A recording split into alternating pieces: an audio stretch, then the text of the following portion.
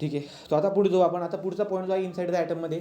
तर inside the ॲटममध्ये आपल्याला बघायचं आहे आता आतमध्ये अजून आतमध्ये असणारे न्यूट्रॉन आणि प्रोटॉन काम कसे करून जातात त्याच्यानुसार आपल्या सिलेबसचा एक पॉईंट असतो रेडिएक्टिव्हिटी म्हणून. तो आपण आज बघणार आहोत. हा 12वीचा चॅप्टर आहे. तो हा पण इम्पॉर्टंट असतो कारण की याच्यावरही क्वेश्चन विचारलेले आहेत. ठीक आहे. मग आता बघूया. तर तुम्ही आता बघायला गेलात तर काय बघितलं होतं आपण एक प्रयोग बघितला होता रुदरफोर्डचा.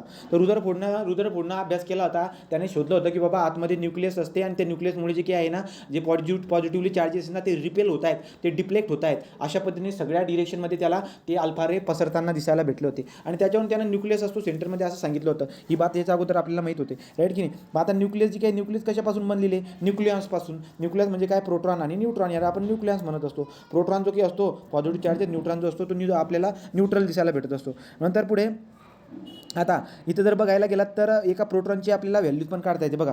तर प्रोटॉनची जर का व्हॅल्यू बघायला गेलात, काय झालं रे बाप, व्हॅल्यू किती असते बरं का, मीन्स वजन. तर प्रोटॉनचं वजन जर बघायला गेलं तर प्रोटॉनचं वजन पण आहे आपल्याकडे. नंतर आपल्याकडे न्यूट्रॉनचं वजन पण आहे. तर प्रोटॉनचं वजन जे किती एवढं असतं, किती बरं का, तर ते असतं 1.672 इंटू 10⁻⁻27 किलोग्रॅम, राईट का. तर 1.672 म्हणजे काय, ते सेम आलं बरोबर की नाही. सेम म्हणजे काय, कार्बनचा जो एक युनिट होता त्या कार्बनच्या युनिटच्या वजना एवढा आपल्याला दिसायला भेटत असतो एका प्रोटॉनचं mass. So mass of the proton is equal to 1.66 into 10⁻⁻27 kilogram म्हटलं तरी चालेल. आणि दुसरं काय, मास ऑफ न्यूट्रॉन काय असतो 1.674 इंटू 10⁻⁻24 किलोग्राम. दोघांमध्ये जर फरक बघायला गेला तर तुम्हाला काय दिसायला भेटणार बघा, थोडासा मामूली फरक आहे.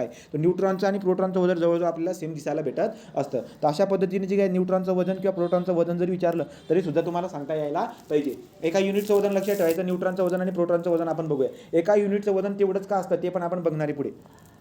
ठीक आहे. तर प्रोटॉन आणि न्यूट्रॉनचं वजनबद्दल तुम्हाला कळालं. आता पुढे जाऊ आपण. आता याच्यात रिप्रेझेंटेशन बघितलं होतं बरं, काय की एखादा इलिमेंट जर असेल तर इलिमेंटमध्ये आपण त्याचा ॲटॉमिक नंबर आणि ॲटॉमिक मास नंबर, समजा हा इलिमेंट आहे, एक्स नावाचा इलिमेंट आहे, याचा ॲटॉमिक नंबर जो की आहे तो ॲटॉमिक नंबर खाली येत असतो आणि ॲटॉमिक मास नंबर जो आहे ना वरती मी लिहित असतो, राईट. अशा पद्धतीने आपण त्याचं रिप्रेझेंटेशन करत असतो, हे तुम्हाला माहिती चांगल्या पद्धतीने. पुढे काय गेलं बरं का, तर पुढे जर बघायला गेलं तर ते उदाहरणं बघा. तर sodium has 11 proton and 12 neutron. So representation of the sodium nucleus. तो रिप्रेझेंटेशन ऑफ सोडियम न्यूक्लियस काय तुम्हाला दिसायला भेटेल, चला सांगा बरं का रिप्रेझेंटेशन कोणतं बरोबर असेल. तो 11 प्रोटॉन आहेत. तो number of the proton is nothing but the atomic number and the atomic number is what. तो तुम्ही जर बघायला गेला तर काय आहे, सोडियम आहे. तो सोडियम एनएने दाखवतो आणि राईट प्रोटॉनचे नंबर 11 खाली लिहितो आणि या दोघांची बेरीज जर केली तर प्रोटॉन आणि न्यूट्रॉनची बेरीज तुम्हाला ॲटॉमिक मास नंबर देऊन देते 23 वरती दिसायला भेटेल. तो इकडे लिहा किंवा इकडच्या बाजूला लिहा, ॲक्च्युली लिहिणं असं असतं, ठीक आहे, प्रॉब्लेम करत नाही ते. ओके. पुढे जाऊया. तर याचं उत्तर आपल्याला दिसायला भेटलं. Next is what. आता हे पण मी तुम्हाला काल सांगितलं तर एका ॲटॉमिक मास हे सांगितलं होतं. एक ॲटॉमिक मास युनिट किती असतो 1/12 times of the what mass of the carbon. जो की एक कार्बन आहे त्याचे 1/12 टाइम जर केलं तर तेवढं मास आपल्याला दिसायला भेटत असते. तो मास ऑफ द प्रोटॉन आणि मास ऑफ इलेक्ट्रॉन जो की आहे दोघं कशा, तो mass of proton is equal to mass of neutron is equal to 1. हे सगळे जे काही सेम दिसायला भेटत असतात. सेम कसे असणार ते पण आपण कॅल्क्युलेट करू शकतो बरं का. कसं कॅल्क्युलेट करू शकतो, आता हा कार्बन आहे, ठीक आहे, कार्बन आहे. कार्बनमध्ये किती प्रोटॉन असतात, तर तुम्ही म्हणाल कार्बनमध्ये 6 प्रोटॉन असतात. तुम्हाला जर विचारलं कार्बनमध्ये न्यूट्रॉन किती असतात, तुम्ही म्हणाल कार्बन 12ची बात करतो, तुम्ही म्हणाल 6 न्यूट्रॉन असतील, बरोबर. जर 6 प्रोटॉन आणि 6 न्यूट्रॉन जर असतील तर मी तुम्हाला जर विचारलं की 6 प्रोटॉन जर असतील तर सांगा बरं रे 6 प्रोटॉनचं वजन किती होऊन जाईल. पण तुम्ही काय म्हणणार 6 इंटू एका प्रोटॉनचं वजन किती असतं 1.66 राईट का. आपण अशा पद्धतीने लिहून टाकू, समजा 6 into mass of the proton plus 6 into mass of the what न्यूट्रॉनचा मास आपण अशा पद्धतीने एम एन लिहून टाकू. आता हे काय होईल बरं का, हे जर बघायला गेला तर तुम्हाला दिसायला भेटेल की ॲटम जो की आहे ॲटममध्ये असणारे प्रोटॉन न्यूट्रॉन असतील. एका ॲटमचं वजन जर बघायला गेला तर हे दिसायला भेटते, बरोबर. तो 6 MP + 30. तो हे कशात झालं बरं का, एका ॲटमचं वजन कोणाचं वजन झालं एका ॲटमचं. तो 1 ॲटम ऑफ द कार्बनचा जो एक ॲटम आहे त्याचं वजन किती आहे 6 MP + 6 MN एवढं मला दिसायला भेटत आहे, राईट. परंतु मला काय काढायचं आहे, मला 1 AMU काढायचं आहे. आणि 1 MU किती असतो, कार्बनचं ॲटमचं वजन जेवढं असेल ना, कार्बनचं ॲटमचं वजन जेवढं असेल ना त्याचा 12वा हिस्सा करावा लागत असतो, बरोबर. मग तुम्ही काय करणार बरं का, तुम्ही जर बघायला गेला तर तुम्हाला काय दिसायला भेटणार आहे, याच्यामध्ये कॉमन जे काही असतील ते कॉमन सगळे बाहेर तुम्ही काढून घेणार. कॉमन काय तो 6 इंटू 1. समजा इथं 6 इथं 6 आहे, आपण काय करून घेऊ 1.66 इंटू 10⁻27 राईट का. हे कसं प्रोटॉनचं आणि न्यूट्रॉनचं वजन सारखं सारखं बाहेर काढून टाकतो आणि ब्रॅकेटमध्ये 6+6 राहणार आहे. 6+6 म्हणजे काय रे, समजा तुम्ही जर बाहेर काढलं बी तरी तर इथं 12 राहणार आहे. तर याचा अर्थ काय 12 कट जर झाला तर उरणार काय आहे, उरणार फक्त सेम उरणार आहे 1.66 इंटू 10⁻27 किलोग्रॅम राईट का. सांगायचं तात्पर्य काय आहे की एक ॲटमचं जे की वजन आहे त्या ॲटमच्या वजनाचा 12वा हिस्सा जो काही असणार आहे ज्याला 1 ॲटॉमिक मास म्हणत असतो आपण, त्याचं वजन कोणा एवढं राहणार आहे तर न्यूट्रॉनच्या वजनाच्या, न्यूट्रॉनचं वजन, प्रोटॉनचं वजन आणि 1 युनिटचं वजन तिघांचं वजन सारखं असतं आणि ते किती असतं 1.66 इंटू 10⁻27 किलोग्रॅम एवढं दिसायला भेटत असते. ठीक आहे राईट. तर आता पुढचा पॉईंट जो की असतो तो असतो आपला साईज ऑफ द न्यूक्लियस. तो साईज ऑफ न्यूक्लियस जर बघायला गेला तर तुम्हाला याच्यावरती क्वेश्चन असतो साईज ऑफ न्यूक्लियस सांगा. तो साईज ऑफ न्यूक्लियस जर काढायचं असेल तर काय असतं बघा, जी रेडियस असते एखाद्या न्यूक्लियस, बघा हा ॲटम आहे आतमध्ये न्यूक्लियस आहे, त्या जर तुम्हाला न्यूक्लियसची साईज जर काढायची असेल तर साईज काढणं म्हणजे त्याची रेडियस फाइंड आउट करणं. तर रेडियस जी काय आहे the radius of the nucleus right का, the radius of the nucleus is directly proportional to the directly proportional to the cube root of directly proportional to the cube root of the what atomic mass number. तर atomic mass नंबरला काय असते ते directly proportional दिसायला भेटत असते. Therefore what, तर आपण कसं लिहिणार R is a directly proportional to the atomic mass नंबरच्या अशा पद्धतीने कोणी अभ्यास करताना ही बात प्रूव्ह करून सांगितलेली आहे. मग आता रेडियस ऑफ द न्यूक्लियस तुम्हाला जर का काढायचं असेल तर कशा पद्धतीने येईल बरं का, काहीतरी कॉन्स्टंट असेल इथं राईट, a⁻1/3 अशा पद्धतीने आपण काढत असतो. आणि हा R0 काय असतो बरं का, हे R0 जो काही हा कॉन्स्टंट असतो आणि त्या कॉन्स्टंटची व्हॅल्यू किती दिलेली आहे तर त्या कॉन्स्टंटची व्हॅल्यू आपल्याला दिलेली आहे R0 is equal to 1.1 into 10⁻15 metre right का. तो 1.1 इंटू 10⁻15 मीटर जो काय आहे एवढी व्हॅल्यू आपल्याला दिसायला भेटत असते कोणाची, R0 हा कॉन्स्टंट आहे त्याची. आणि त्याच्यानुसार तुम्ही रेडियस काढू शकतात. आता जर तुम्हाला मी विचारलं हायड्रोजनचा जो काही ॲटम आहे त्या हायड्रोजनच्या ॲटमच्या न्यूक्लियसची रेडियस सांगा किंवा हायड्रोजन ॲटमची रेडियस सांगा किंवा साईज सांगा. साईज विचारली म्हणजे न्यूक्लियसच्या भाषेमध्ये सांगावं लागतं, म्हणजे रेडियसच्या भाषेमध्ये सांगावं लागतं. मग तुम्ही काय करणार बघा की हायड्रोजनचा ॲटॉमिक मास नंबर किती 1 आहे, एकाचा जर का क्यूब रूट केला तर तो एकच येतो, देअरफॉर त्याची रेडियस किती दिसायला भेटेल. So radius of the nucleus of the hydrogen is equal to what 1.1 into 10⁻15 metre एवढी आपल्याला दिसायला भेटते का, कारण की R is equal to R0 a⁻1/3 अशा पद्धतीने आपण ती लिहित असतो. आलं लक्षामध्ये. तर अशा काही पण बघा हे कॉन्स्टंटची व्हॅल्यू जर देऊन देतील ते परीक्षेत कॉन्स्टंटची व्हॅल्यू देतील आणि तरी पण तुम्ही बेसिक लेवलला लक्षात ठेवा काय असणार आहे ती. तर 1.1 इंटू 10⁻15 मीटर याच्यानुसार तुम्ही काढू शकता. मी आता कशाचंही विचारलं जर तुम्हाला मी म्हटलं की मला ऑक्सिजन जो काही आहे ऑक्सिजन, त्या ऑक्सिजनचं मला रेडियस काढून दाखवा न्यूक्लियसची, मग तुम्ही काय करणार ऑक्सिजनचा ॲटॉमिक मास नंबर 16 असतो गड्या राईट. मग तुम्ही काय करणार बरं का 1.1 इंटू 10⁻15 ठीक आहे 10⁻15 मीटरमध्ये इंटू काय करणार इंटू तुम्ही त्याचा ॲटॉमिक मास नंबर जो की याच्यामध्ये टाकणार, तो मीटरमध्ये व्हॅल्यू टाकली ॲटॉमिक मास नंबर याच्यात टाकला तो किती 16 आणि ते कॅल्क्युलेशन करून तुम्हाला उत्तर भेटून जाईल त्याचं रेडियस. जी रेडियस भेटेल ती रेडियस कशात भेटेल, रेडियस तुम्हाला मीटरमध्ये भेटणार. ठीक आहे अशा पद्धतीने आपण काढणार. आता इथे एक वाक्य दिलेले काय बरं का की मुंगी जो आहे ना ही मुंगी जी की ना ही मुंगी size of the nucleus is almost किती 10⁻12 times of smaller size of ant. लक्षात घ्या जी मुंगी आहे त्या मुंगीचे 10⁻12 एवढे तुकडे जर का केले ना तर 10⁻12 तुकडे केल्यानंतर एक तुकडा जो की असणार तो आपला न्यूक्लियस दिसायला भेटत असतो. म्हणजे न्यूक्लियस खूप छोटा आहे असं सांगतात ते. ठीक आहे तो जो काही 2 mm ही 2 mm बारीक मुंगी जी की आहे 2 mm बारीक मुंगी तिचे 10⁻12 एवढे तुकडे जर का केले ना तर एक तुकडा तुम्हाला न्यूक्लियस दिसायला भेटेल की तेवढा त्याची साईज असते. And the size can be calculate by using this expression. Okay पुढे जाऊ.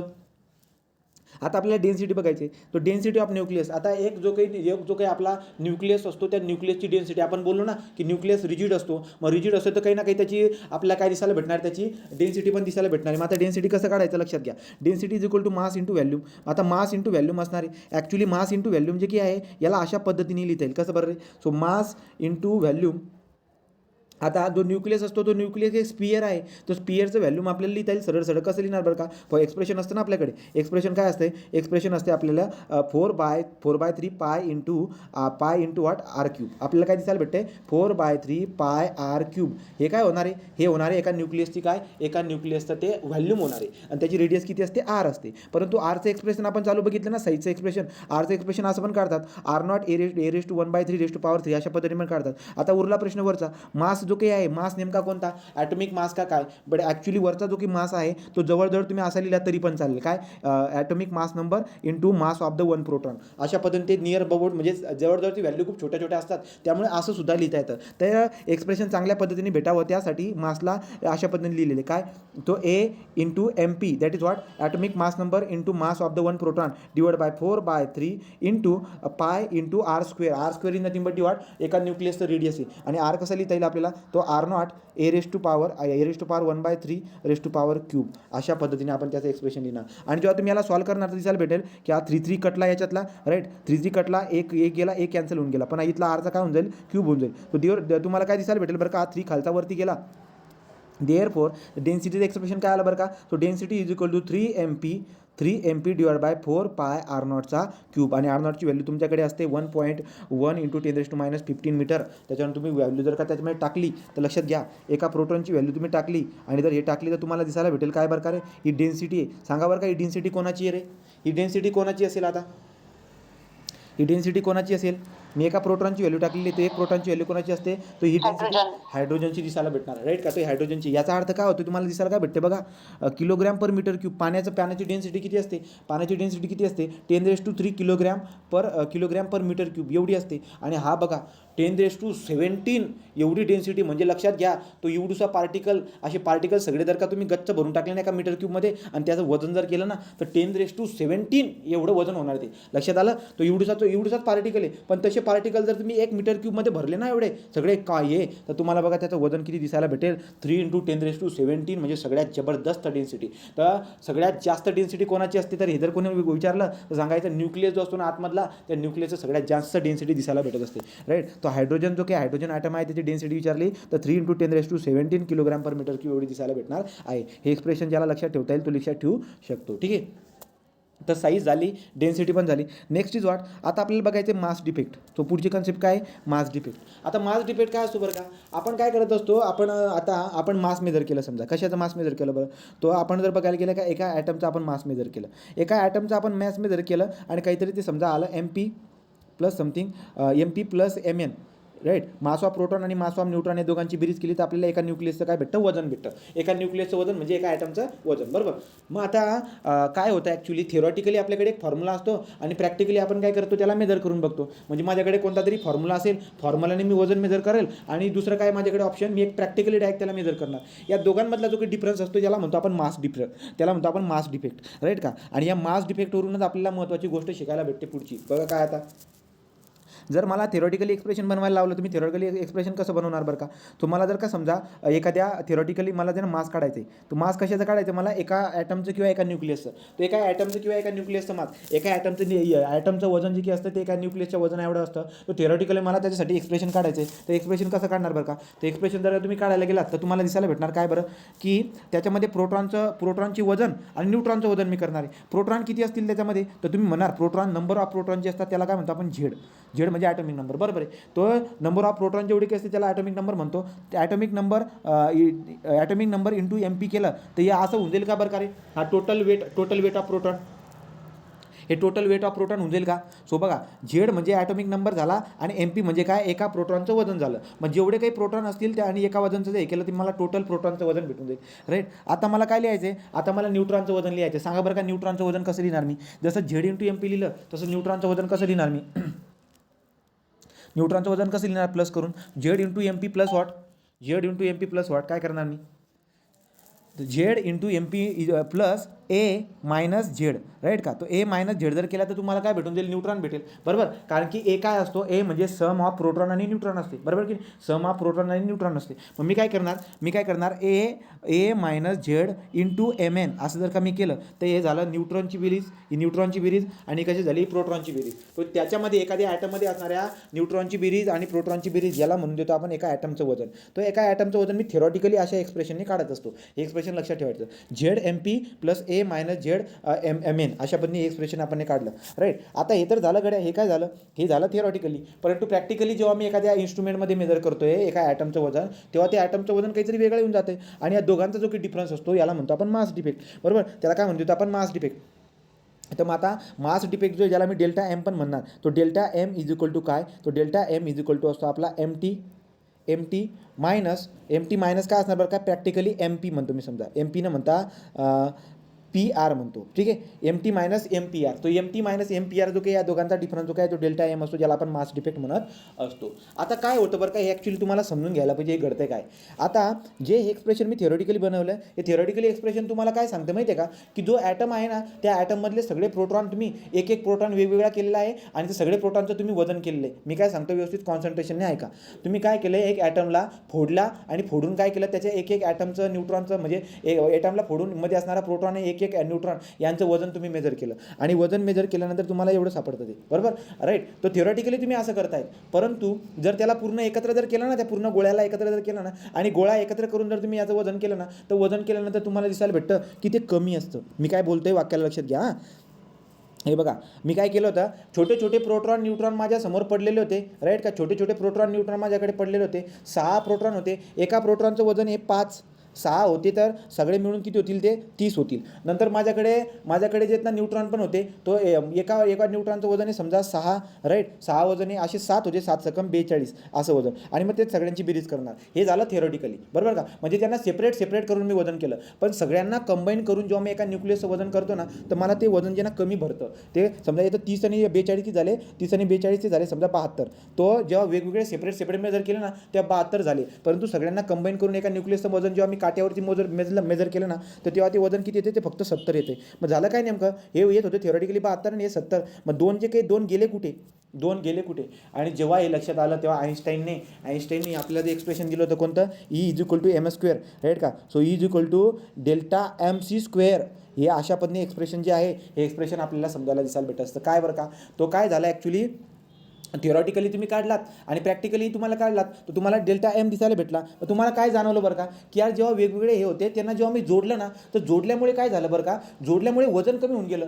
मग आता हे वजन कमी झालं म्हणजे नेमकं झालं काय, तर हे जे काही वजन जेव्हा तुम्ही त्याला जोडलं ना, जेव्हा आपण त्याला जोडतो किंवा घटवतो ना, घडतं काय, जोडण्यामुळे किंवा घटवल्यामुळे मास जे काही आहे ना, ते मास आपल्याला कमी जास्त दिसायला भेटते. मग तुम्हाला प्रश्न पडणार की काय झालं नेमकं झालं काय, ते मासचं 70 का झालं बरं का. 72चं होतं ते ॲक्च्युली, सेपरेट जेव्हा मेजर केलं 72 होतं, पण एकत्र केल्यानंतर 70 झालं. 2 मास गेलं कुठे, तर ते 2 मासचं कन्व्हर्जन कशामध्ये होऊन जातं, त्या 2 मासचं कन्व्हर्जन आपल्याला एनर्जीमध्ये होताना दिसायला भेटत असतं. तर त्यामुळे जे मोठे मोठे बॉम्ब तयार झाले, हे बॉम्ब तसेच तर तयार होतात, तर ते मास जे काही आहे जेव्हा ते स्प्लिट होत असतात, तर स्प्लिट झाल्यानंतर मासचं कन्व्हर्जन होताना दिसायला भेटत असतं. जो मास आहे 4 मास, तो 4चा 3 मास होऊन जातो. मग एक गेला कुठे, त्या एकाचं कन्व्हर्जन एनर्जीमध्ये होत असतं आणि ती एनर्जी आपल्याला दिसायला भेटत असते. आलं लक्षामध्ये. तो सांगायचं काम काय आहे, की जेव्हा फ्युजन किंवा फिजन काय असतं मी सांगतो तुम्हाला. जेव्हा फ्युजन होईल तर मासचं कन्व्हर्जन होताना दिसायला भेटतं. एकतर मास वाढणार किंवा मास कमी होणार, पण ते मास कमी जास्त होताना जे की दिसायला भेटते, त्याचं कन्व्हर्जन कशामध्ये होत असतं, एनर्जीमध्ये होताना दिसायला भेटत असतं, राईट का. तर ते मास डिफेक्ट, सगळ्यात अगोदर तुम्हाला मास डिफेक्ट म्हणजे काय हे काढता यायला पाहिजे. आणि मग हे मास डिफेक्ट, आता मला काय दिसायला भेटलं बरं का, मास डिफेक्ट दोघांचा डिफरन्स मी काढला ना, हा मास डिफरन्सची काहीतरी व्हॅल्यू आली. आणि सी म्हणजे काय असतं सांगा रे, सी काय असते व्हिलॉसिटी ऑफ व्हॉट, लाईट. तो सी काय असते, सी म्हणजे व्हिलॉसिटी ऑफ लाईट. तो व्हिलॉसिटी ऑफ लाईट असते सी. मग व्हिलॉसिटी ऑफ लाईट तुम्हाला मी सांगितलंय, व्हिलॉसिटी ऑफ लाईट आपण मेजर केलेली पण आहे, राईट की नाही. तर व्हिलॉसिटी ऑफ लाईट जी की आहे, ती व्हिलॉसिटी ऑफ लाईट तुम्ही जेव्हा याला मल्टिप्लाय, त्याचा स्क्वेअर करून मल्टिप्लाय करतायत, एवढी एनर्जी आपल्याला काय दिसायला भेटत असते, एवढी एनर्जी रिलीज होताना दिसायला भेटत असते. तर लक्षात घ्या, जे मास वाया गेलेला आहे, राईट का, जे मास वाया गेलेलं आहे, तर ते मासचं तुम्हाला काय झालेलं बरं का, त्या मासचं एनर्जीमध्ये कन्वर्ट झालं आहे. आणि किती हे कन्वर्ट झालं आहे, ते एवढं कन्वर्ट झालं आहे. आणि ही बात जेव्हा लक्षात आली, तर आईन्स्टाईनला कळालं की जो थोडंसं मास जेव्हा ॲक्च्युली 70चं, लक्षात घ्या, 70 किलोचा माणूस जेव्हा 40 किलो बनून जातोय शिलकल्यावरती, 70 किलोचा माणूस जेव्हा 40 किलोचा बनून जातो शिलकल्यावरती, तेव्हा ती एनर्जी नेमकी काय झाली, किती एनर्जी, खूप जबरदस्त एनर्जी तयार होऊन जाते. आणि एनर्जी किती तयार होते, एवढी तयार होत असते. आलं लक्षामध्ये. याचा व्हिलॉसिटी किती असते रे, 3.8 × 10⁸ ना, 10⁸ मीटर पर सेकंड, राईट, असंच काहीतरी असते.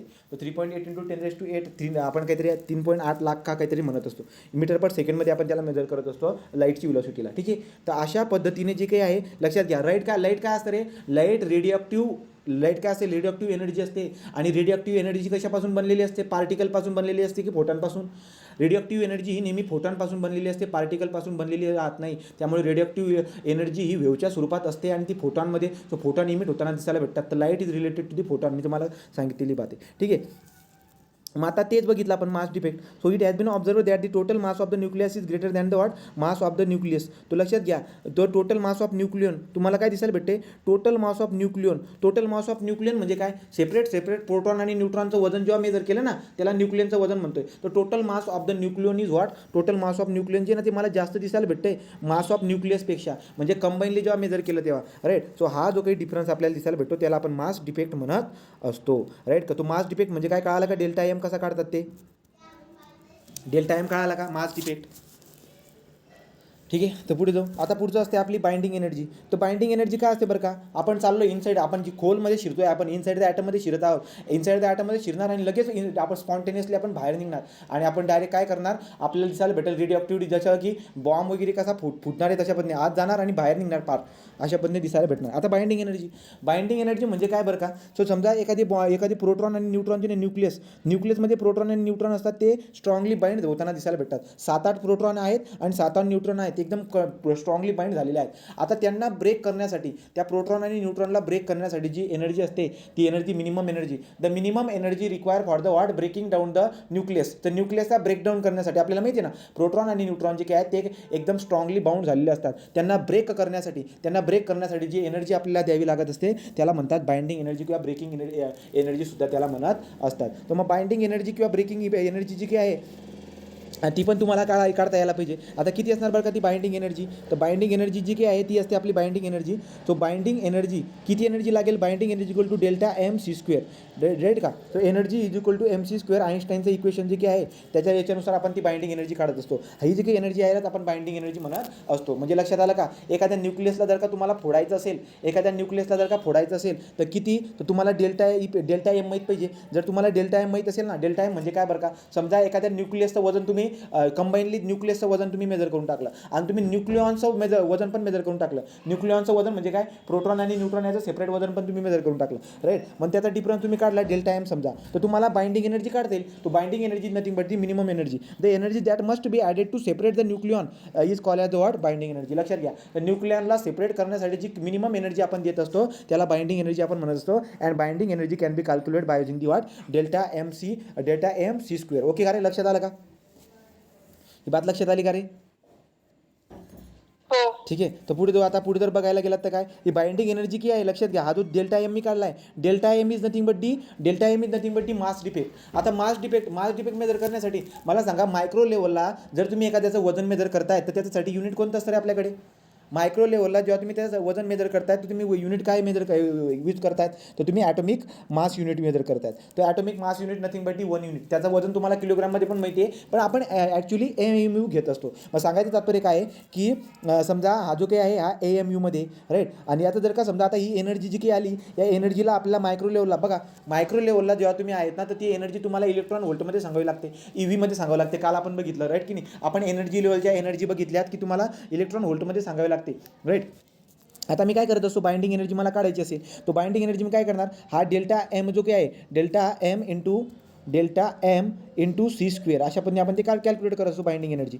पण हा डेल्टा एम जो काही आहे, जर तुम्हाला इलेक्ट्रॉन व्होल्टमध्ये जर काय एनर्जी पाहिजे असेल तर याचं कन्वर्जन जे काही आहे तुम्ही काय करत असतात, जो काही डेल्टा एम आहे AMUमध्ये, AMUमध्ये असणारा जो डेल्टा एम आहे याला काय करतात, याला मल्टिप्लाय करतात, फक्त याला मल्टिप्लाय करतात 931 ने. लक्षात घ्या. Right. So therefore delta M जो काही आपला AMUमध्ये आहे त्याला मल्टिप्लाय करायचं 931.5 ने. राईट का. आणि इंटू सी स्क्वेअर करून टाकायचं, तुम्हाला डायरेक्टली इलेक्ट्रॉन व्होल्टमध्ये काय भेटणार, ती ऊर्जा दिसायला भेटून जाणार. ठीक आहे. तो बाइंडिंग एनर्जी जी काय, बाइंडिंग एनर्जी काढायला जरी लावलं तर तुम्हाला काढता यायला पाहिजे.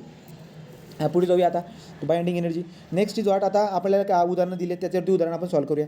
तर बघा बरं का, find the mass of the defect. चला मास डिफेक्ट कॅल्क्युलेट करायचं बरं का, तुम्हाला मास डिफेक्ट कॅल्क्युलेट करायचं कोणाचा, ऑक्सिजनचा. जर तुम्हाला ऑक्सिजनचा मास जर का हे कळालं तर त्यांचं न्यूक्लियस फोडायला ऊर्जा किती लागणार आहे, त्याचे न्यूक्लियस फोडायला ऊर्जा किती लागणार आहे ते पण तुम्हाला कळणार आहे इलेक्ट्रॉन व्होल्टमध्ये. ठीक आहे. इलेक्ट्रॉन व्होल्टमध्ये तुम्हाला ती ऊर्जा कळून जाणार आहे. मग बघा बरं का, आता काय करता येईल, आता कॅल्क्युलेशन कसं करता येईल, चला सांगा रे. मी काय करणार बरं का, मला पहिले थेरॉटिकल मास काढावं लागेल. थेरॉटिकल मास म्हणजे न्यूक्लियॉनचं मास. मग न्यूक्लियॉनचं मास म्हणजे कसं बरं का, तुम्हाला सांगा बरं झेड किती आहे इथं, तर तुम्ही म्हणणार झेड प्रोटॉनचा नंबर जे काही आहे झेड इज इक्वल टू 8 आहे. मग झेड इज इक्वल टू जर का 8 असेल, 8 इंटू एका प्रोटॉनचं वजन किती असतं रे, एका प्रोटॉनचं वजन किती असतं, 11 पॉईंट किती, 1.1 इंटू 10⁻⁻ किती 27 किलोग्रॅम का असेल ते, ठीक आहे. हां, तर ते करा. मला सांगा हे वालं वजन, याचं एक वजन असणार आणि दुसरं कोणतं? हां, तो 10⁻15. काय काढलंस? बेरीज केली का? एक्सप्रेशन बघा, expression Z into M P plus A minus Z into M N, right. This is our what M T, this is our what M T. तो एम टी म्हणजे थेरॉटिकल वजन. किती आलं आहे थेरॉटिकल वजन सांगा? या बघा ना, एका प्रोटॉनचं वजन तुम्हाला माहीत असतं ना, 1.66 इंटू 10⁻27 किलोग्रॅम, राईट. किलोग्रॅममध्ये समजा. तर मग किलोग्रॅममध्ये काढा वाटलं असतात, पण ॲक्च्युली तुम्हाला कशामध्ये काढायचं ते ॲटॉमिक मास याच्यामध्ये. तर एम यूमध्ये जर का काढायचं तर एम यूमध्ये काढणं सोपं होऊन जाईल ना. मग एम यूमध्ये कसं काढणार मी? एम यूमध्ये कसं काढणार? तो किती झाले हे 8 अधिक 8 आणि 8 किती झाले 16. तो 16 युनिट झाले, ठीक आहे. 16 युनिट म्हणजे 16 युनिट म्हणजे थेरॉटिकल वजन आहे. तो थेरॉटिकल वजन किती आहे? 16 युनिट येते का तुमचं? बघा बरं का, येते का रे 16 युनिट? हे बघा, 8 into M U plus 8 into Z minus A ना, 8 इंटू एम एन. एम यूचं वजन किती असतं? एम यू म्हणजे काय? M P. तो एम पीचं वजन किती असतं? एम पीचं वजन 1 युनिट असतं. तो 1 युनिट, राईट. आणि आपण 1 युनिट म्हणजे 16 युनिट झाले ना ते, राईट का. तो थेरॉटिकली हे किती झाले? 16 युनिट. मग 16 युनिट जे की थेरॉटिकल आहे, मी किलोग्राममध्ये नाही काढलं, त्याला मास युनिटमध्येच काढलं, ॲटॉमिक मास युनिटमध्ये काढलं, ठीक आहे. का आपल्याला माहिती आहे ना, 1 atomic mass unit is equal to mass of 1 proton is equal to mass of 1 neutron. अशा पण येऊन जाईल ते. आणि तुमच्याकडे हे पण दिलेले काय बरं का, ॲक्च्युअल वजन पण दिले, ऑक्सिजनचं ॲक्च्युअल वजन. मग तुमच्याकडे ॲक्च्युअल वजन पण दिले, नाही पण दिले, दोघांचा डिफरन्स काढा बरं का. थेरॉटिकली नेहमी जास्त असतं, 16 - 15.99, राईट का. तर 16 - 15.99 जर का केलं तर किती युनिट येते सांगा रे? हा झाला तुमचा मास डिफेक्ट. किती येते? 94. काय असेल ते पूर्ण डिटेलमध्ये. यांचं जर का तुम्ही वजाबाकी केली तर तुम्हाला याच्यामध्ये ऑप्शन काहीतरी दिसायला भेटेल, तेवढं युनिट. कळालं की नाही कोणाला? सांगा पटकन. किलोग्राममध्ये मी मास युनिटमध्येच काढलं. परत सांग ना गोपाल. आता मला सांगा की एक मास युनिट जे की असे 1 AMU is equal to mass of 1 proton. तो mass of 1 proton is equal to mass of 1 neutron. आलं लक्षामध्ये? तर 1 ॲटॉमिक मास युनिट जे की असतं ते एका प्रोटॉनच्या वजना एवढं असतं किंवा एका न्यूट्रॉनच्या वजना एवढं असतं, बरोबर. तर मग मला काय दिसतंय बरं का, या ठिकाणी प्रोटॉन किती आहेत? 8 प्रोटॉन आहेत. मग 8 प्रोटॉन आहेत आणि 8 न्यूट्रॉन आहेत, कारण की ॲटॉमिक मास नंबर. मग आपण काय कसं असं एक्सप्रेशन लिहितो ना, झेड इंटू मला थेरॉटिकल वजन काढायचं, Z into M P plus A minus Z into M N, right का. Z into M P plus A minus Z into M N, right. मग आता तुम्ही जर बघायला गेला तर झेड किती असतो बरं का, तर झेड जर बघायला गेला तर झेड आहे 8. आणि एम पीचं म्हणजे मास ऑफ 1 प्रोटॉन किती असतं बरं का, mass of 1 proton is equal to 1 AMU, बरोबर की नाही? असं लिहू शकतो की नाही. मग इंटू समजा मी आता 1 युनिट केलं, 1 युनिट वर 1 atomic mass unit plus A minus Z. ए आहे 16 आणि झेड किती आहे 8. 16मधून 8 गेले 8 इंटू एम एन किती असतो, तो पण 1 AMU एवढा असतो, तो पण 1 AMU आहे. तर दोघांची बेरीज जर केली तर 8 युनिट किती झाले? 16 युनिट. मग थेरॉटिकल वजन किती आलं? 16 युनिट. कळालं का? थेरॉटिकल युनिट किती आलं? 16 युनिट. मग थेरॉटिकली 16 युनिट येते आणि प्रॅक्टिकली किती येते? 15.99. या दोघांचा डिफरन्स जर घेतला तर तुम्हाला मास डिफेक्ट भेटून जाईल, ठीक आहे. तो मास डिफेक्ट आपल्याला भेटून जात असतो. नेक्स्ट इज व्हॉट, एवढं आलं असेल, 0.133 आलं असेल, ठीक आहे. पुढे जाऊ बरं. आता हे काय रे, हे दुसरं उदाहरण आहे का? हे काय होतं रे, एक मिनटं, ऐका हे वजन दिले बरं का. बघा, आपण डायरेक्ट क्लिक करून टाकलं. ॲक्च्युली त्यांनी वजन पण युनिटमध्ये दिलं होतं, बरोबर का. आता आपण काय घेतलं, आपण 1 युनिट घेतलं, पण त्यांनी दिलेलं होतं बघा, त्यांनी दिलेलं होतं. मग मला ॲक्च्युली मल्टिप्लाय करायला पाहिजे होता 8 इंटू 1.000 समथिंग काय असेल ते, प्लस हे करावं लागेल. तेव्हा जाऊन ती व्हॅल्यू काही ते 16च्या जवळ येईल ॲक्च्युली. पण बघायला गेलं तरी 16 मायनस मग ती तुम्हाला कळालं. त्यांनी दिलेलं आहे बघा, एका याचं वजन युनिटमध्ये दिलेलं आहे त्यांनी. मग तुम्ही काय करणार, 8 into M P plus 8 into M N. एकाचं वजन मल्टिप्लाय करा वाटलं असतं, काही प्रॉब्लेम नाही. आपण 1 युनिट जवळजवळ 1 युनिट घेऊन टाकलं, पण ॲक्च्युली त्याचं हे बघा हे दिलेलं आहे, ठीक आहे. सारखंच पडणार आहे ते, काही एवढं फरक पडत नाही. पुढे जाऊ. नंतर काय आहे, कॅल्क्युलेशन केलं, राईट. हे अशा पद्धतीने बघा, 8 इंटू हे आणि 8 इंटू हे. ज्याला कोणाला कळालं नसेल ते झालं आपलं थेरॉटिकल, हे झालं प्रॅक्टिकल. त्याच्यावरून आपण हे कॅल्क्युलेशन करून टाकलं मास डिफेक्ट, ओके. तो बाइंडिंग एनर्जी पण सगळ्यांना काढतात ते बाइंडिंग एनर्जी. चला आता बाइंडिंग एनर्जीचं एक्सप्रेशन आपल्याला दाखवायचं आहे. So what, the mass of nucleus. Okay, तुम्हाला मास ऑफ न्यूक्लियस कॅल्क्युलेट करायचं आहे. The nucleus has a nucleon, nucleon number A. Nucleon number A म्हणजे काय, ॲटॉमिक मास नंबर दिला तुम्हाला ए, आणि proton number Z, atomic mass number आणि atomic number तुम्हाला दिला आहे. बाइंडिंग एनर्जी बीने दाखवतायत तुम्ही, right. The mass of the neutron and the proton M and M P, okay, respectively, and see the speed of the light. The what, the mass of the nucleus. तुम्हाला काय calculate करायचं आहे, तुम्हाला calculate करायचं आहे मास of the nucleus in expression. तो mass of न्यूक्लियसचं expression तुम्हाला काढून दाखवायचं आहे. मग आपण काय काय शिकलो बरं का, आपण डेल्टा एमचं एक्सप्रेशन काय असतं, delta M is equal to Z into M P plus A minus Z into M N, right. हा झाला डेल्टा एमचा. आणि बीचं एक्सप्रेशन काय असतं, binding energy is equal to delta M into C square, right का. मग तुम्ही काय करायचं, हे सगळं इथून उचलायचं, याच्यात ठेवून द्यायचं इथं, राईट. आणि तुम्हाला काय करायला लावलं त्यांनी, मास of nucleus is given bye. तुम्हाला काय कॅल्क्युलेट करायला लावलं आहे, मास ऑफ न्यूक्लियस. तो मास ऑफ न्यूक्लियस तुम्हाला कॅल्क्युलेट करायचा आहे. मग काढा बरं का, आता कसं काढणार मास ऑफ न्यूक्लियसचं एक्सप्रेशन कसं काढता येईल बघा.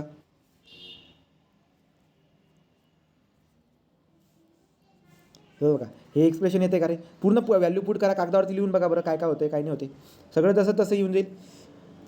मास of nucleus is given by the expression. तो delta M is equal to, समजा मी आता B is equal to delta M ना, तो B is equal to delta M म्हणजे Z into M P, Z minus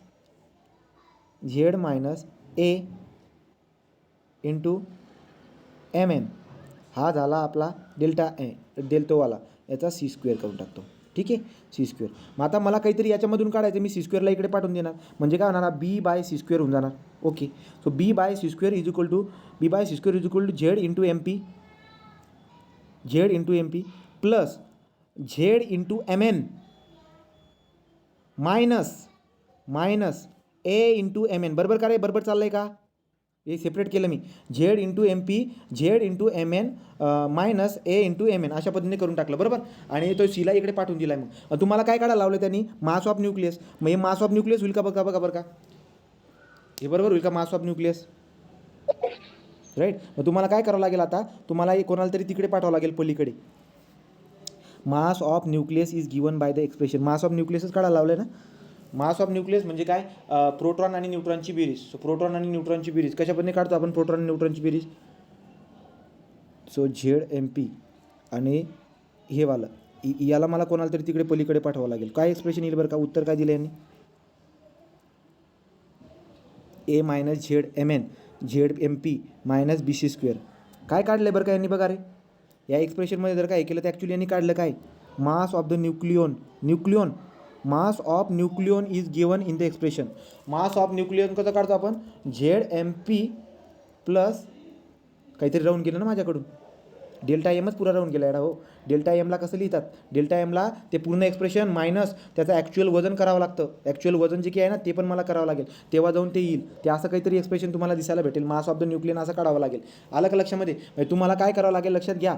delta M कसा काढतात तुम्ही, डेल्टा एम जो काही आहे ना ते एक्सप्रेशन एक आहे, मायनस आपण काय करतो ॲक्च्युअल त्या याचं वजन जे काही असतं ना ते. मग मी डेल्टा एम असं लिहिणार आणि ॲक्च्युअली तुम्हाला काय काढायचं, हे काढायचं आहे, हे काढायचं आहे. मग याला तुम्ही इकडे पाठवून देणार. मग काय करतो मी, B is equal to delta M सीचा स्क्वेअर, बरोबर. आणि याच्यामधला जो काही आहे सीला मी इकडे पाठवला समजा, तो बी सीचा स्क्वेअर आणि याच्यामध्ये काय असणार, याच्यामध्ये न्यूक्लियसचं वजन मायनस ॲक्च्युअल वजन असतं न्यूक्लियसचं, बरोबर की. मग मला न्यूक्लियनचं काढायचं आहे ना, मला इकडे आणून देणार.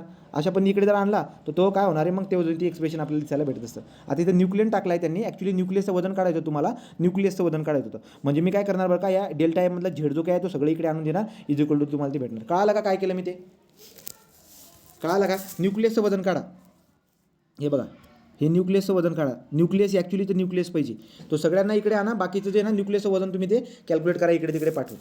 ओके, पुढे चला. Binding energy of nucleon. आता बाइंडिंग एनर्जी तुम्हाला सांगून दिली मी, binding energy. So binding energy of the nucleus is more stable. आता लक्षात घ्या, जर बाइंडिंग एनर्जी जास्त असेल तर तो स्टेबल आहे. चला कोणतरी प्रूव्ह करून सांगा बरं का रे. जर बाइंडिंग एनर्जी जर का जास्त असेल, तो इलेमेंट वगैरे किंवा तो ॲटम वगैरे जो काही असेल ना, एखादा ॲटम, तो स्टेबल आहे. कोण सांगेल का बरं का असं. जर बाइंडिंग एनर्जी जास्त असेल तर तो ॲटम किंवा ती न्यूक्लियस स्टेबल आहे. वाय, पटकन सांगा. का असेल बरं का? कारण की आपल्याला माहिती आहे काय सांगितलं मी, बाइंडिंग एनर्जी म्हणजे कमीत कमी एनर्जी कशासाठी, न्यूक्लियस फोडण्यासाठी. मग आता न्यूक्लियस फोडण्यासाठी जर का एनर्जी खूप जास्त जर का लागत असेल तर तो ऑलरेडी स्टेबलच आहे ना, आलं लक्षामध्ये. तर न्यूक्लियस फोडण्यासाठी जर का समजा आपल्याला एनर्जी खूप जास्त लागत असेल, याचा अर्थ बाइंडिंग एनर्जी जास्त आहे, आणि बाइंडिंग एनर्जी जास्त असेल तर मग स्टेबल असेल ना तो, बरोबर की नाही. त्यामुळे तो स्टेबल आपल्याला दिसायला भेटत असतो. ओके, तुम्हाला परीक्षेमध्ये विचारतात, काय विचारतात बरं का, की सगळ्यात स्टेबल एलिमेंट अख्ख्या पिरियडिक टेबलमध्ये सगळ्यात स्टेबल एलिमेंट कोणता, तर सगळ्यात स्टेबल एलिमेंट जो की असतो तो कोण असतो, आपला आयरन. कोण असतो, आयरन. आणि किती एनर्जी असते बरं का त्याची बाइंडिंग एनर्जी किती असते, तो त्याची सगळ्यात जास्त बाइंडिंग एनर्जी असते ती म्हणजे किती बघा, ग्राफ पण प्लॉट केलेला आहे. तो जेवढे काही इलिमेंट तुम्हाला दिसायला भेटतील त्यांचे मास नंबर बघा, सगळ्यांचं डायरेक्ट पुरा पिरियडिक टेबल या ग्राफमध्ये मांडलेला आहे. आणि तुम्हाला काय दिसायला भेटते की आयरन जो की आहे लोखंड, तो लोखंड सगळ्यात स्टेबल असतो, लोखंड सगळ्यात स्टेबल असतो. आणि त्याची जी की एनर्जी असते बाइंडिंग एनर्जी, तो बाइंडिंग एनर्जी पर न्यूक्लियॉन, एका न्यूक्लियसला फोडण्यासाठी जी ऊर्जा लागत असते त्याला बाइंडिंग एनर्जी असे म्हणत असतो. तर आयनचा एका न्यूक्लियसला फोडण्यासाठी किती ऊर्जा लागत असते, 8.8 mega electron volt. 8.8 mega electron volt एवढी एनर्जी, बाइंडिंग एनर्जी लागत असते फेरसच्या याला फोडण्यासाठी. लक्षात आलं का रे. तो आयन सगळ्यात काय आहे, स्टेबल आहे. तर कोणी विचारलं परीक्षेमध्ये की सगळ्यात स्टेबल कोण आहे, तर तो आयन आहे. तो स्टेबल आपल्या सगळ्यात, त्यामुळे आपण आयन आपल्या याच्यामध्ये आणत असतो. आणि काही तुम्हाला दिसायला भेटेल रेडिओ एलिमेंट ते स्टेबल नसतात, ते काय करत असतात, ते जे ना ते तुम्हाला शिकायला भेटेल पुढे जाऊन, ते दिसायला भेटेल. पुरा हावाला पॉईंट क्लिअर झाला का सांगा पटकन. सगळ्यात स्टेबल कोणता असतो आणि काय असतं ते क्लिअर झाला का सांगा पटापट. जाऊ द्या पुढे, अर्धा तास याच्यातच गेलाय, पुढे जाऊया.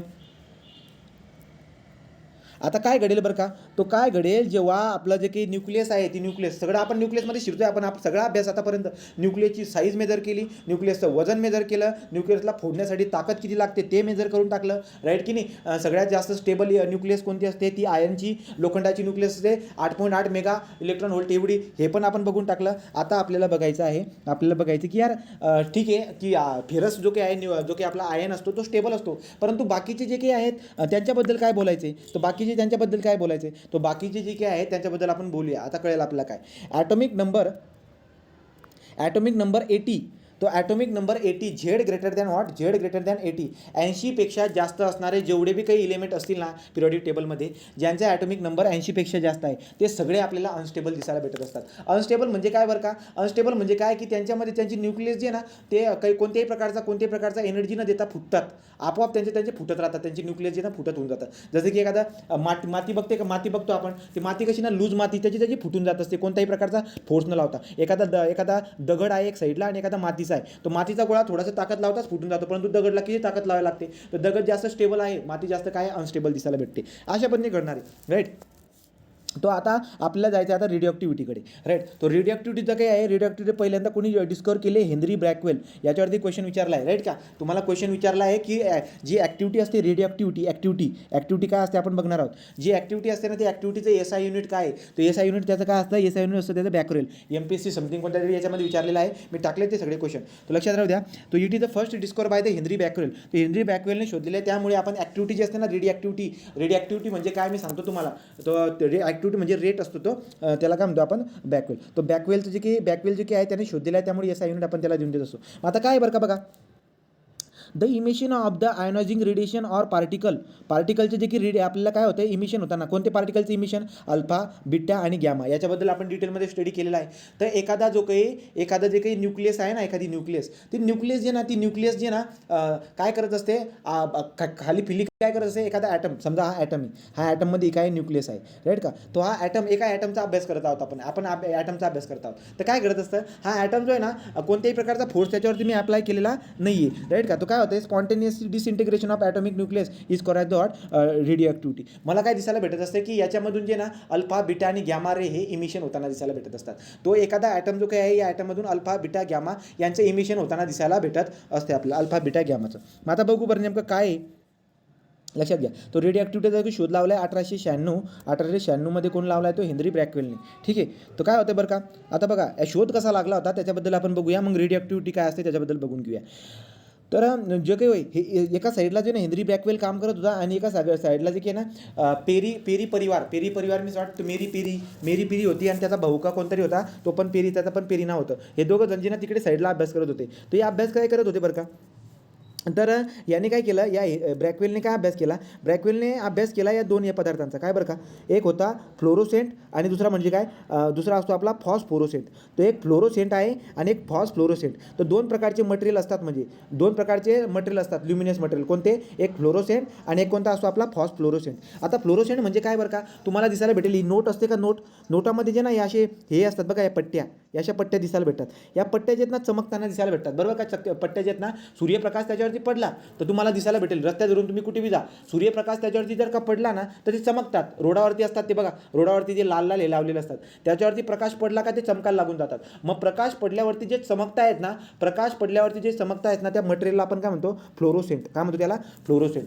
प्रकाश पडल्यावरती जे चमकतात त्यांना फ्लोरोसेंट म्हणत असतो आपण. आलं लक्षामध्ये, राईट. आणि दुसरा काय असतो आपला फॉस्फोरोसेंट. फॉस्फोरोसेंट म्हणजे काय बरं का, तर फॉस्फोरोसेंट म्हणजे काय की तुम्ही त्याला प्रकाशाच्या कॉन्टॅक्टमध्ये ठेवून देतात आणि आता जर का लाईट गेली ना, लाईट गेल्यानंतर हा जो काही इकडचा मटेरियल जो ना तो चमकायला लागून जातो. जसं की रेडियम बघा, रेडियम काय काम करत असते माहिती आहे का, रेडियम जे आहे ना, तुम्ही जर का त्याला प्रकाशाच्या याच्यामध्ये ठेवून दिलं, समजा चार्जिंग करायला ठेवतो ना, कधी तुम्ही हे बघत असणारे अशा घड्याळी पण असतात बघा, घड्याळी अंधाऱ्यामध्ये पण ते असे हे दाखवतात. काय होतं बरं का, दिवसभर जे ना, दिवसभर प्रकाश शोषून रात्री ते काय करत असतात, ते इमिट करत असतात. तुम्ही मला सांगितलं ना इमिशनची बात, तो आपण हे झाले फॉस्फोरोसेंट. तो फॉस्फोरोसेंट मटेरियल म्हणजे काय बरं का, की ते काय करत असतात, प्रकाशाला ॲब्झॉर्ब करून घेत असतात आणि जेव्हा प्रकाश नाही येत ना त्याला इमिट करत असतात, राईट का. हे फॉस्फोरोसेंट. आणि फॉस्फोरोसेंटचा शोध कोणी लावला मग आता, फॉस्फोरोसेंट मटेरियल जे की आहे ना, हे फॉस्फोरोसेंट मटेरियल शोध लावला होता मेरी पेरी, राईट का. तो मेरी पेरी जी की आहे ना, मेरी पेरीने हा शोध लावला होता, रेडियमचा शोध लावला होता. कशाचा, रेडियमचा. मग तुम्हाला घड्याळामध्ये रेडियम दिसायला भेटतात किंवा काही पट्ट्या असतात बघा की ना, रात्री सुद्धा ते चमकताना दिसायला भेटतं. का चमकतात घड्या ते का चमकत असतात, कारण की तो मटेरियल जो आहे ना ते इमिशन इमिट करत असतो, लाईट इमिट करत असतो, त्यामुळे ते चमकताना दिसायला भेटत असते. मग तुम्हाला दोन मटेरियल जे की आहे, दोन मटेरियलचा फरक कळाला का, तर लक्षात घ्या.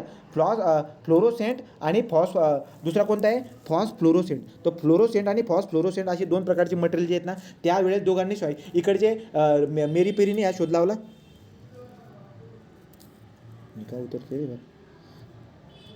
ठीक आहे. तो मेरी पेरीने आईकडे शोध लावला आणि दुसऱ्या ठिकाणी जे काही असं दोघं ठिकाणी हे शोध लागले गेले. मला सांगा, तुम्हाला कळालं का रे फ्लोरोसेंट मटेरियल आणि फॉस्फोरोसेंट मटेरियलबद्दल कळालं का. हे रेडियम इकडं आणि अशा पट्ट्या असतात बघा यावाल्या, ठीक आहे. तो कळाला असेल तुम्हाला. फ्लोरोसेंट म्हणजे प्रकाशावरती, प्रकाश पडल्यावरती चमकतो बघा ना. बरेचसे हे जे आहेत ना मटेरियल, त्याच्यावरती प्रकाश जर चमकवला ना, आता मार हे केलं ना, मग तेव्हा जाऊन ते चमकतात. हे नोटा बघा, या पण नोटा तशाच आहेत, राईट. परंतु बाकीचे कसे मटेरियल असतात ते ॲब्झॉर्ब करतात आणि लाईट गेल्यावरती चमकतात. तुम्ही घरावरती बघा, घरामध्ये पण असे स्लॅबवरती काय करतात, स्लॅबवरती अशा पट्ट्या लावून दिलात का, लाईट बंद केला का ते चमकत राहतं बरोबर का. अशा पद्धतीने दिसायला भेटत असं.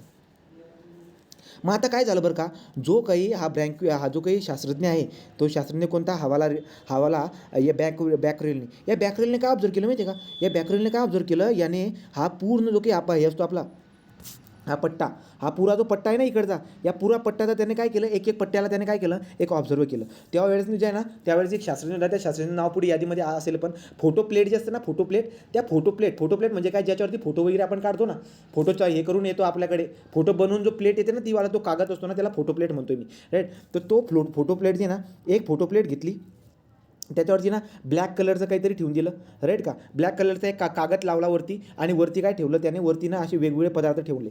तो वेगवेगळे पदार्थ ठेवले बरं का. समजा हे बघा, वेगवेगळे इलेमेंट असे सगळे इलेमेंट जे त्याने ठेवत गेला. तो लक्षात घ्या, फोटो प्लेट होती, त्याच्यावरती ब्लॅक कलरचा असा एक काहीतरी कागद त्याने ठेवला आणि वरती हे सगळे इलेमेंट एकदा ठेवत गेला. तो चेक करत होता, ज्याला काहीतरी जाणवत होतं की काही ना काही याच्यामध्ये जादू आहे. मग त्याने काय केलं बरं का, हे इलेमेंट जसे क्रमाक्रमाने ठेवत गेला ना, तर त्या फोटो प्लेट जे ना त्याच्यामध्ये काहीच बदल होताना दिसायला भेटला नाही त्याला, राईट का. काहीच बदल होताना दिसायला भेटला नाही. परंतु त्याची मेहनत वाया गेली नाही. तो सगळं करत आला. हे लासे परनडपम समयुगडे, हे सगळे जे काही लाईन आहे ना इकडची हिवाली, हे सगळे इलेमेंटचे हे जे काही इकडचे खालचे असतात हेवाले, तो हे जे ना त्याने ज्याच्यावरती ठेवलेत त्या याच्यावरती फोटो प्लेटवरती, आणि ठेवल्यानंतर त्याला जाणवलं की काही बदल दिसायला भेटत नाही यार फोटो प्लेटमध्ये. वरती मी काहीतरी ते इलेमेंट ठेवते पण खाली फोटो प्लेटमध्ये काही हे होत नाही. परंतु जेव्हा तो युरेनियमकडे आला, तर युरेनियमवरती येताना काय झालं माहिती आहे का, वरती युरेनियमचं काय करतो, युरेनियमची अशी भुकटीवरती ठेवतो ब्लॅक कलरच्या त्या कागदावरती, आणि खाली जे आहे ना, जेव्हा तो ब्लॅक कलर काढतो आणि खाली ना ती सगळी भुकटी जशी तशी उमटून जाते, उमटून जाते. मग याला काय कळालं यार, हे असं काय झालं बरं का, की युरेनियमची ब्लॅक कलरची याच्याकडून खालू फोटो प्लेटमध्ये जसं उमटून गेलं, याशी काय कहाणी झाली. मग तेव्हा त्याला कळतं की युरेनियम जो काही आहे ना, हा युरेनियम जबरदस्त काय करत असतो, जबरदस्त जे काही आहे तो इमिशन दाखवत असतो. म्हणजे इकडून इमिशन जे आहेत ना तिकडे जाऊन त्याच्यावरती कागदावरती बसत आहेत. सो इमिशन सगळ्यात जास्त दाखवतो असं कळालं त्याला युरेनियमकडून.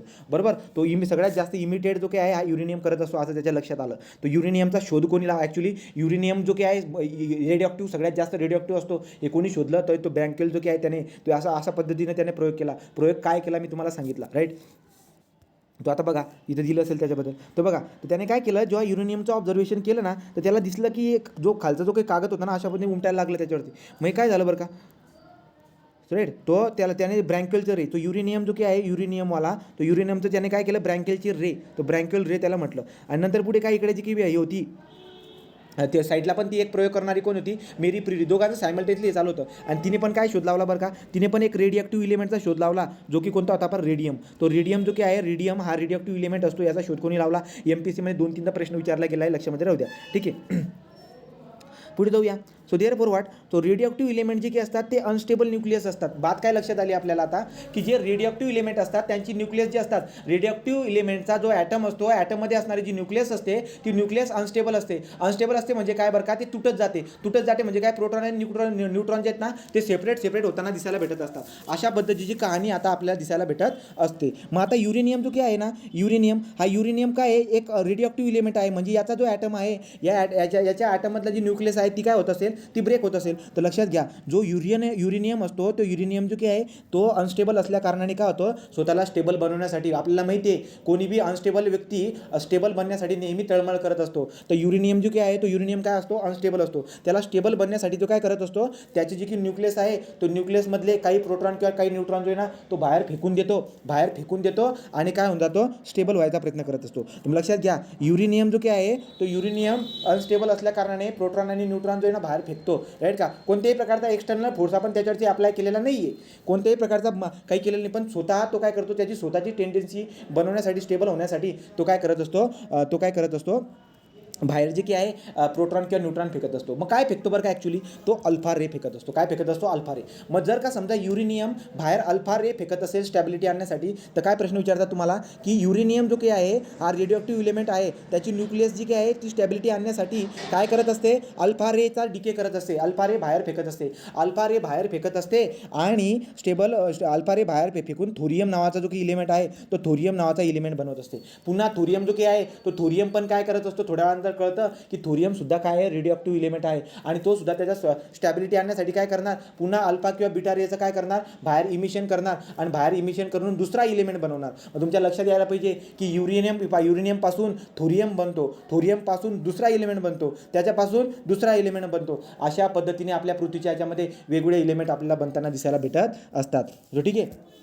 जो अल्फा रे असतो, अल्फा रेला कसं लिहिता येईल बरं का रे, मला अल्फा रेला जर का लिहायचं असेल तर कसं लिहिणार मी, अल्फा रेला खाली 2 आणि वरती 4 अशा पद्धतीने आपण लिहित असतो. आणि 2 आणि 4 हे कोणासारखं दिसायला भेटतं, हेलियम आहे ना, हेलियम, त्या हेलियमसारखं दिसायला भेटत असतं. तर तुमच्या लक्षात येईल, मी तुम्हाला अगोदरच बोललो होतो की सूर्याकडे काय होत असतं, सूर्याकडे हायड्रोजनचे जे काही आहे ना, हायड्रोजनचे गॅस जे आहे ना ते इमिशन करून काय अल्फा रे इमिशन करतात म्हणजे काय, हेलियम इमिशन करतात. मी तुम्हाला सांगितलं होतं की सूर्याच्या आतमध्ये फिजन होऊन अल्फा रे जे काही आहेत अल्फा रे इमिशन होत असतात. अल्फा म्हणजे हेलियम तो अल्फा रे म्हणजेच हेलियम सारखा. कारण की बघा ना, हेलियमचं जर का बघायला गेलात ना तर हेलियमचं पण सेम स्टोरी आहे आणि अल्फा रेची पण, तो हेलियम म्हणजेच अल्फा रे असतो. आलं लक्षामध्ये.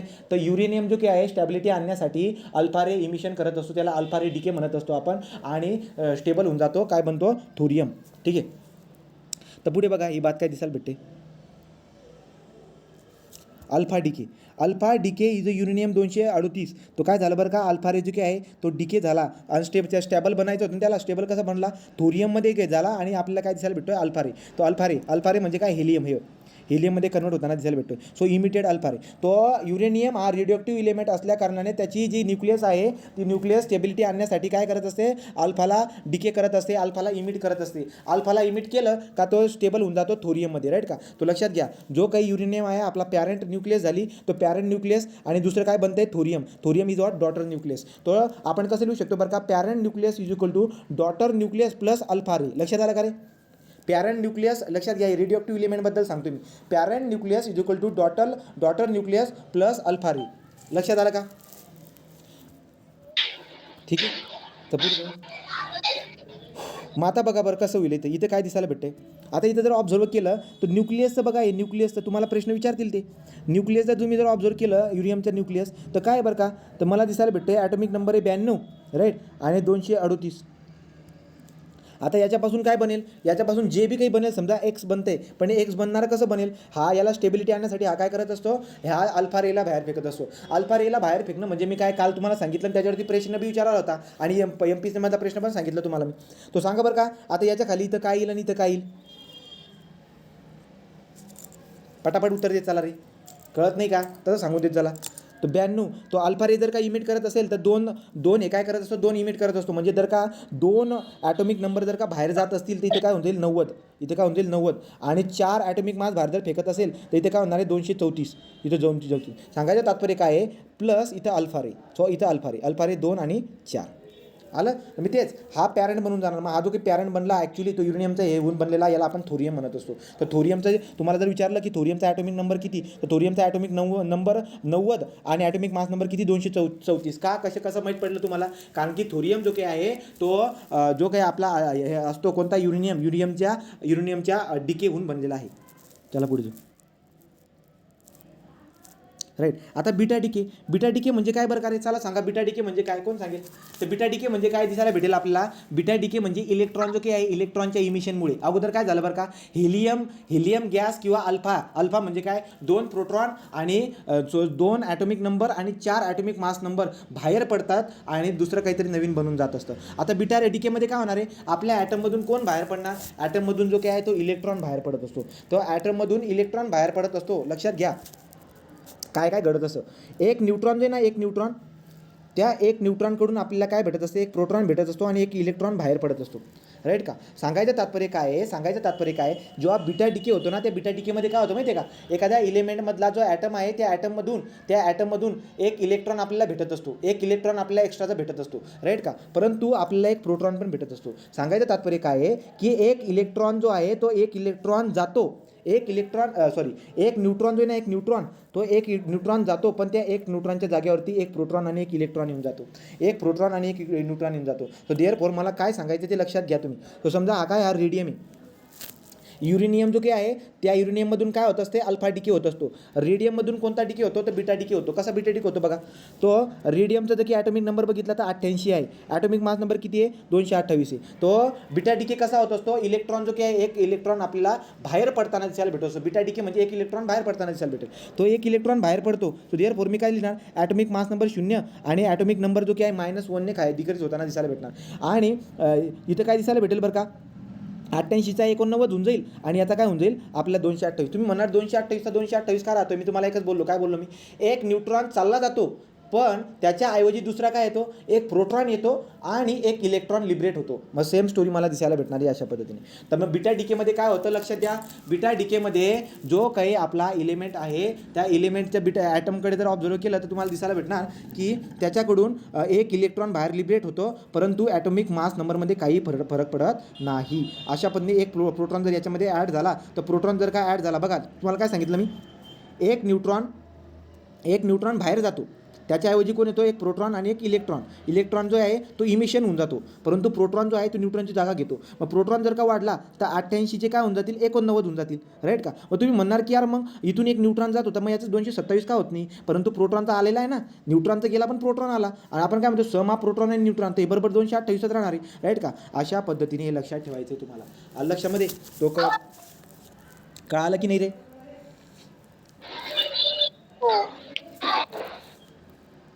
ठीक आहे. हे बघा तो लक्षात घ्या, जेव्हा बीटा डिके होत असतो तर एक न्यूट्रॉन जो काही आहे एक न्यूट्रॉनच्या ऐवजी एक प्रोटॉन आणि एक इलेक्ट्रॉन येत असतो. सो ठीक आहे, प्रोटॉन ॲड होणार आहे, तर 88चा 89 होऊन जाणार आहे. आता प्रोटॉन आला आहे ना, मग त्यामुळे ॲटॉमिक मास नंबरमध्ये काही बदल घडत नाही, हे लक्षात ठेवा तुम्ही. आणि आपल्याला इलेक्ट्रॉन जो काही आहे तो इमिशन होताना दिसायला भेटतो, याला म्हणतो बीटा डिके कशामध्ये घडत असतं, रेडियममध्ये घडत असतं. पुढे आता गॅमा डिके म्हणजे काय, आपल्याला माहिती आहे गॅमा हा एक वेव्ह असतो. राईट का. गॅमा एक वेव्ह असतो, फोटॉनचं इमिशन दिसायला भेटणार. आता इथं जे काही आहे ना, इथं डिके कशाचं होतं आहे इथं गॅमा डिके म्हणजे काय फोटॉनचं डिके होताना दिसायला भेटत असते.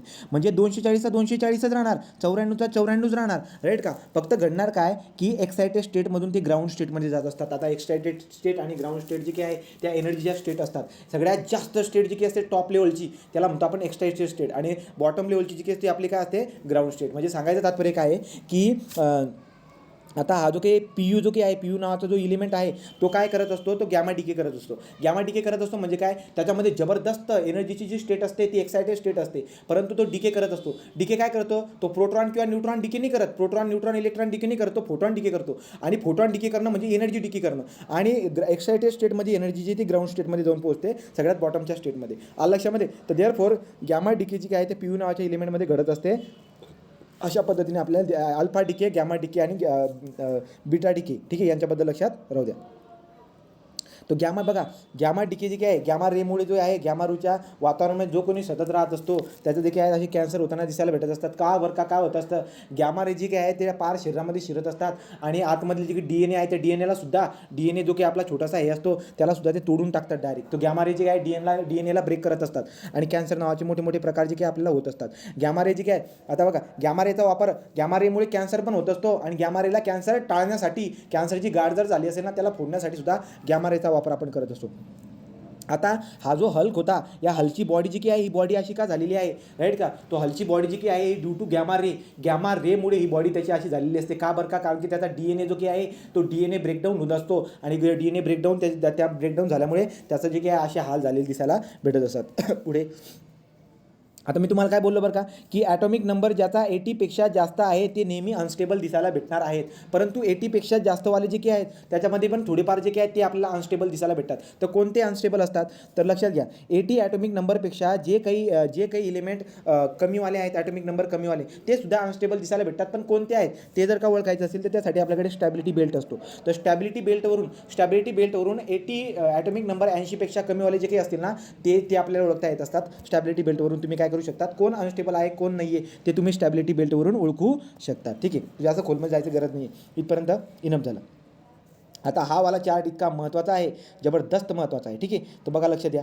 आता जे काही रेडिओॲक्टिव्ह इलिमेंट आहेत, रेडिओॲक्टिव्ह आयसोटोप किंवा रेडिओॲक्टिव्ह इलिमेंट जे काही आहेत तर त्यांच्याबद्दल आपण बघूया की त्यांचं ॲप्लिकेशन रिसर्चमध्ये कुठे कुठे आहे. जसं की कार्बन 14 जो काही कार्बन 14 हा कार्बनचा आयसोटोप आहे, तिसरा आयसोटोप, तर तो सुद्धा अनस्टेबल दिसायला भेटत असतो. तो पण अनस्टेबल आहे. मग अनस्टेबल असला ठीक आहे, पण त्याचा वापर पण लोक करून घेत असतात बरं का. तर कार्बन 14 जो काही आहे त्याचा वापर आपण कसा करत असतो, carbon 14 carbon dating of the organism and the substance archaeology research to determine the step involve in the plant photo and photosynthesis. मी नवीन सांगतो बघा, लक्ष द्या.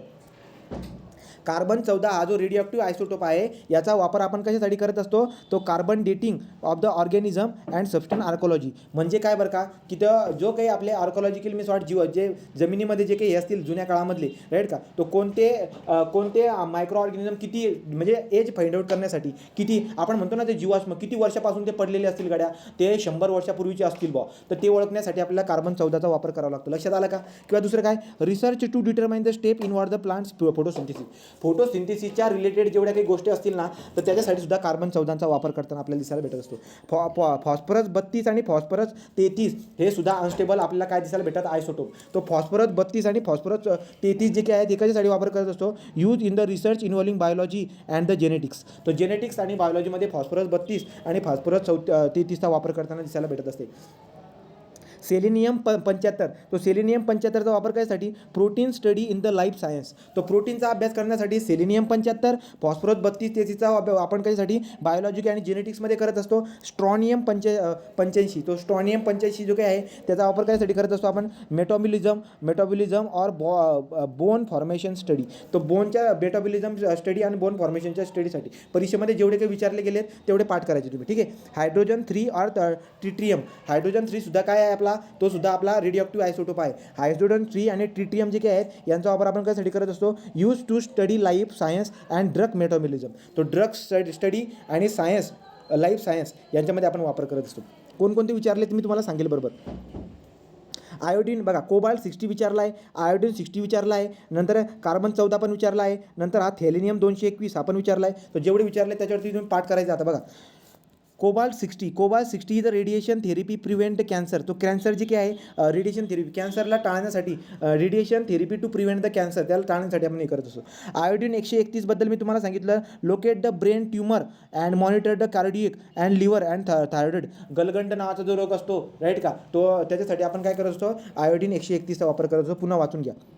Locate brain tumour and so brain tumour कुठे आहे ब्रेन ट्यूमर ॲक्च्युली कुठे आहे ते ओळखण्यासाठी ब्रेन ट्यूमरची पोझिशन ओळखण्यासाठी आपण कशाचा आयोडीन 131चा वापर करत असतो. कोबाल्ट 60चा वापर आपण कॅन्सर व्हायला नको कॅन्सर प्रिव्हेन्शनसाठी आपण केलेला आहे. Monitor cardiac and liver and the what thyroid activity लक्षात ठेवायची तुम्ही. ठीक आहे थायरॉइड ॲक्टिव्हिटी कोण iodine 131. Carbon 14 study metabolism change for patient with diabetes and gout anaemia. अगोदर आपण कार्बन 14चा वापर कशासाठी केला होता आर्किओलॉजीच्या याच्यामध्ये केला होता. पुन्हा काय बरं का study metabolism change for patient with diabetes gout or anaemia. Anaemia झाला नंतर ग्राउट झाला. ग्राउट म्हणजे काय बरं का ग्राउट म्हणजे ते पण तसंच काहीतरी गाठांसारखं आहेत. तो गॉट आणि ॲनिमिया नंतर डायबिटीस यांच्यासारखी जे की रोग आहेत त्या रोगांबद्दल जे काही आहे त्या कार्बन 14चा वापर करतात. Carbon 11 tag on to the glucose to monitor the organ during the PET scan. तो PET स्कॅन करत असताना कार्बन 11चा वापर केला जात असतो. Sodium 24 study blood circulation. Thallium 221 study damage in the heart tissue and the detection the tumour. लक्षात घ्या हार्टमधले टिश्यू थॅलियम 201 विचारणार आहेत ना मग लक्षात घ्या. तर काय बरं का determine the damage in the heart tissue. आपल्या हृदयामध्ये असणारे जे की टिश्यू आहेत त्यांचं डॅमेज डिटेक्शन गाठा वगैरे डिटेक्ट करण्यासाठी किंवा त्याच्याबद्दल थॅलियम 201चा वापर केला जात असतो. नंतर काय टेक्निटियम 99 याचा वापर काय locate brain tumour damage the heart cell right. या अशा सगळ्या ठिकाणी तुम्हाला यूज करताना दिसायला भेटत आहे राईट. आता एवढा सगळा तक्ता जो काय आहे परीक्षेला जे विचारलं जाईल त्याच्याबद्दल आपण बघू वाटल्यास तर जेव्हा प्रश्न येईल त्याच्याबद्दल आपण बघू. तर इतकं एवढं जो काय आहे जेव्हा प्रश्न येईल ना तेव्हा मी पुन्हा तुम्हाला इकडे आणून देईल तर तेव्हा तुमच्या लक्ष चांगल्या पद्धतीने लक्षात राहील. उलट ते तो प्रश्न आल्यावरती जरा चांगल्या पद्धतीने लक्षात राहतात. आता आपल्याला काय करायचं बरं का आपल्याला बघायचं आहे यार की आता एखादा जो युरेनियम आहे बिचारा तो युरेनियम एवढं वजन आहे समजा त्याचं 100 वजन आहे. तर युरेनियम 100 वजन त्याचं 100 वजन आता मला या घडीला 100 वजन दिसायला भेटतोय परंतु तो अनस्टेबल असल्या कारणानं त्याची न्यूक्लियस जी आहे ती काय होत असते अल्फा डिकेमुळे वजन कमी. तर जो काही आपला जो युरेनियम आहे त्याचं वजन कमी होऊन जाईल. तर 100 किलोग्रॅमचं वजन जे काय आहे अर्ध होईल तर कधी कमी होईल आणि एक टाईम असा येऊन जाईल तो 100चा आजो काय पुरा काय होऊन जाईल 0 होऊन जाईल राईट की नाही. तर अशा पद्धतीने आपल्याला प्रश्न विचारलेले आहेत. MPSCमध्ये हाफ टाईमबद्दल विचारले आहे ॲव्हरेज टाईमबद्दल क्वेश्चन विचारलेले आहेत. तर त्याबद्दल तो पॉईंट मी आता घेतलेला आहे व्यवस्थित लक्षात घ्या. तर तुम्हाला मी जे की ना याच्यामध्ये वॉटर आता हे